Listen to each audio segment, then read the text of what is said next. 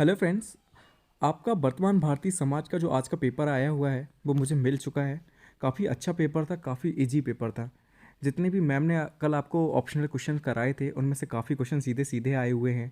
ठीक है, तो काफ़ी इजी पेपर है। आपको भी लगा होगा कि हाँ काफ़ी इजी है। अगर 50 नंबर का ये पेपर है तो 50 में 50 भी आ सकते हैं, लेकिन ये थ्योरेटिकल पेपर होता है इसलिए 50 में 50 तो नहीं मिलते। लेकिन उम्मीद है कि आपके 40 से ऊपर आ जाएंगे अगर आपने सही से पढ़ा है तो। ठीक है, तो चलिए इसके आंसर देख लेते हैं। पहला क्वेश्चन आया था कि शिक्षा एक त्रिमुखी प्रक्रिया है, कथन किसका है।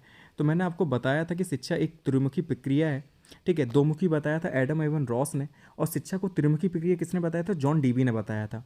ठीक है, तो इसमें पहला ही ऑप्शन था जॉन डीबी, तो यही सही हो जाएगा। दूसरा था कि शिक्षा का प्रमुख उद्देश्य है शारीरिक विकास, मानसिक विकास, सर्वांगीण विकास या सामयिक विकास। तो मैंने आपको बताया था कि सर्वांगीण विकास जो होता है इसमें सब चीज़ें जुड़ जाती हैं, हर तरीके का विकास इसमें जुड़ जाता है, शारीरिक भी जुड़ जाता है, मानसिक भी जुड़ जाता है, ठीक है, सामयिक भी जुड़ जाता है। तो हर तरीके की विकास हम करते हैं सर्वांगीण विकास में, तो यही इसका सही आंसर हो जाएगा, थर्ड ऑप्शन। फिर नेक्स्ट क्वेश्चन था कि प्रश्नोत्तर विधि के जनक हैं सुकरात, प्लेटो, अरस्तु या फ्रोबेल। तो मैंने आपको बताया था कि प्रश्नोत्तर विधि को सुकराती विधि के नाम से भी जाना जाता है। और क्यों जाना जाता है, क्योंकि सुकरात ने ही दी थी प्रश्नोत्तर विधि। ठीक है, तो इसका पहला ऑप्शन ठीक हो जाएगा। फिर नेक्स्ट क्वेश्चन था कि शिक्षक को रोचक एवं प्रभावशाली बना देती है चित्रकला, विज्ञान, शिक्षण में प्रयुक्त युक्तियाँ या लेखन कला। तो शिक्षण को कैसे रोचक बनाया जा सकता है, तो जब आप शिक्षण में युक्तियाँ प्रयुक्त करते हैं तभी तो शिक्षण रोचक बनता है। ये ठीक है, नई नई चीज़ें लेकर आते हैं, नई नई टेक्निक लेकर आते हैं, नई नई चीज़ें, ठीक है, नई नई विधियों का यूज़ करते हैं, तो यही चीज़ें शिक्षण को थोड़ा रोचक बना देती हैं। इसलिए यहाँ पर थर्ड ऑप्शन बिल्कुल ठीक हो जाएगा। विज्ञान तो एक सब्जेक्ट है, चित्रकला भी एक सब्जेक्ट ही है।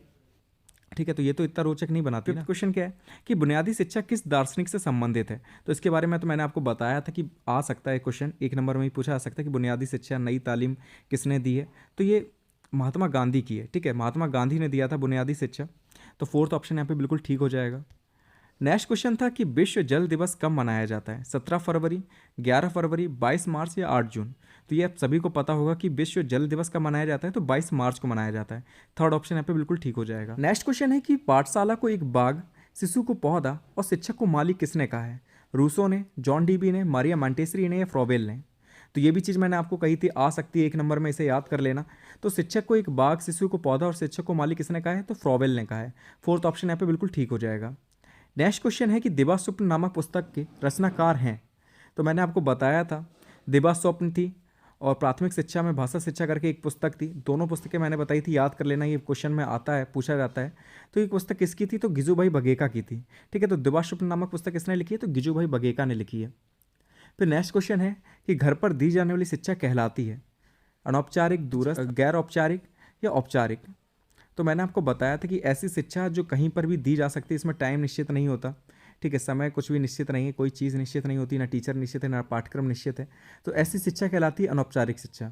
तो घर में जो शिक्षा दी जाती है वो अनौपचारिक है, क्योंकि उसका टाइम तो निश्चित नहीं है ना, कि कभी भी आपके मम्मी पापा आपको कुछ भी बोल सकते हैं, ठीक है, कुछ भी चीज़ें बता सकते हैं। तो ये अनौपचारिक शिक्षा में आएगा, पहला ऑप्शन बिल्कुल ठीक हो जाएगा। नेक्स्ट क्वेश्चन है कि प्रत्येक वस्तु जो प्राकृतिक है अच्छी है, परंतु मनुष्य के हाथों में खराब हो जाती है। ये किसने कहा है, प्लेटो ने, अरस्तु ने, रूसो ने या फ्रोबेल। तो यह कथन रूसो का है, क्योंकि रूसो एक प्रकृतिवादी थे।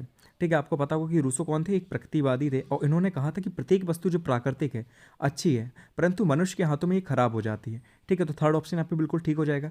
नेक्स्ट क्वेश्चन है कि प्रोजेक्ट पद्धति किस दर्शन की प्रमुख विधि मानी जाती है, यथार्थवाद, प्रकृतिवाद, आदर्शवाद या प्रयोजनवाद।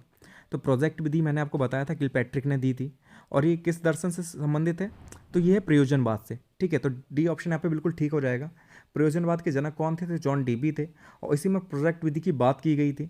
ठीक है, तो ये किससे रिलेटेड है, प्रयोजनवाद से रिलेटेड है। नेक्स्ट क्वेश्चन देख लेते हैं कि मूल प्रवृत्ति सिद्धांत किस दर्शन पर आधारित है, प्रकृतिवाद, आदर्शवाद, यथार्थवाद या सांख्य दर्शन। तो देखिए ये क्वेश्चन थोड़ा सा आपको अलग लगा होगा। तो मूल प्रवृत्ति सिद्धांत किस दर्शन पर आधारित है, तो मेरे हिसाब से इसका आंसर प्रकृतिवाद होगा। ठीक है, तो ए ऑप्शन यहाँ पे बिल्कुल ठीक है, प्रकृतिवाद। मूल प्रवृत्ति सिद्धांत किस दर्शन पर आधारित है, तो प्रकृतिवाद दर्शन पर यह आधारित है। नेक्स्ट क्वेश्चन है कि मूल हमारे व्यवहार को क्या करते हैं, दर्शित, प्रेरित, नियंत्रित या उपयुक्त सभी। तो उपयुक्त सभी वाले ज़्यादातर ऑप्शन में उपयुक्त सभी आंसर होता है। ठीक है, तो मूल हमारे व्यवहार को क्या करते हैं, दर्शित भी करते हैं, प्रेरित भी करते हैं, नियंत्रित भी करते हैं। ठीक है, तो उपयुक्त सभी यहाँ पर सही आंसर हो जाएगा। नेक्स्ट क्वेश्चन है कि मकतब शब्द किस स्तर की शिक्षा से संबंधित है, प्राथमिक स्तर, माध्यमिक स्तर, उच्च स्तर या उपयुक्त सभी। तो मकतब शब्द मैंने आपको बताया था जब मैं मुस्लिमकालीन शिक्षा के बारे में पढ़ा रहा था, तो मैंने बताया था कि जो मकतब शब्द है वो प्राथमिक स्तर की शिक्षा से संबंधित है, ठीक है, जबकि मदरसा किससे संबंधित है, तो उच्च स्तर की शिक्षा से वो संबंधित था। ठीक है, तो यहाँ पे पहला ऑप्शन बिल्कुल ठीक हो जाएगा, प्राथमिक स्तर। लास्ट क्वेश्चन है कि आदर्शवाद श्रेष्ठ योगदान किस क्षेत्र में है? ठीक है, जो आदर्शवाद दर्शन था इसका श्रेष्ठ योगदान किस क्षेत्र में है? शिक्षण विधियों में, उद्देश्य में, पाठ्यक्रम में या बालक में? तो ये क्वेश्चन भी ऑप्शनल में पहले आ चुका था, करा चुका हूँ मैं, कि आदर्शवाद जो था इसका श्रेष्ठ योगदान उद्देश्यों में था। ठीक है, किस क्षेत्र में है, तो उद्देश्य में है। सेकंड ऑप्शन यहाँ पे बिल्कुल ठीक हो जाएगा। तो पेपर काफ़ी आसान आया है आपका, ऑप्शनल वाले तो बहुत ही आसान थे, आपको पूछने की भी ज़रूरत नहीं पड़ेगी उधर उधर। ठीक है, तो काफ़ी आसान पेपर था। तो अति लघु जो बचे हैं आपके, नेक्स्ट वीडियो में अति लघु भी बता दूंगा आपको कि जो भी आंसर हैं उसके। ठीक है, तो अच्छे से तैयारी आगे की करते रहिए। मिलते हैं नेक्स्ट वीडियो में। Thank you so much for watching this video.